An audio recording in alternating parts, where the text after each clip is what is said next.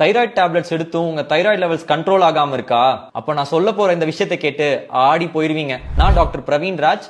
Hypothyroidism இருக்கவங்க என்னெல்லாம் பண்ணணுங்கிறத இந்த வீடியோல பார்க்கலாம் வாங்க. ஃபர்ஸ்ட் பேலன்ஸ் டயட் அண்ட் நியூட்ரிஷனுங்க. டயபெட்டிஸ், ஒபிசிட்டி மாதிரியான லைஃப் ஸ்டைல் டிசார்டருக்கு மட்டும்தான் டயட் ஃபாலோ பண்ணணும்னு நினைச்சா அது தப்புங்க. ஹைப்போதைராய்டிசம் இருக்கவங்களும் கண்டிப்பா ஒரு பேலன்ஸ் டயட் ஃபாலோ பண்ணணும். Iodine rich salt and selenium இருக்கிற கிரீன் லீஃபி வெஜிடபிள்ஸ்லாம் நிறைய உங்க டயட்ல இன்க்ளூட் பண்ணிக்கோங்க. உங்க டயட்ல பர்டிகுலரா க்ரூசிஃபரஸ் வெஜிடபிள்ஸ் லைக் முட்டகோஸ், கேபேஜ், காலிஃபிளவர் அண்ட் ப்ரோக்கோலி எல்லாம் குக் பண்ணி சாப்பிடுங்க. ராவா சாப்பிட வேண்டாம். ஸ்ட்ரெஸ் மேனேஜ்மெண்ட் அண்ட் ஸ்லீப் ரொம்ப முக்கியங்க. ஏன்னா உங்க தைராய்டு ஹார்மோன்ஸ் டைரக்டா உங்க மூட் எஃபெக்ட் பண்ணும். சோ ஸ்ட்ரெஸ்ஸை மேனேஜ் பண்றதுக்கு யோகா அண்ட் பிரீத்திங் டெக்னிக்ஸ் மாதிரியான மைண்ட்ஃபுல் பிராக்டிசஸ் ஃபாலோ பண்ணிக்கோங்க. And good quality 8 hours of sleep ரொம்ப இம்பார்ட்டன்ட். உங்க தைராய்டு டேப்லெட்டை ஏர்லி மார்னிங் 6 மணி போல எம்டி ஸ்டொமக்ல எடுத்துக்கோங்க.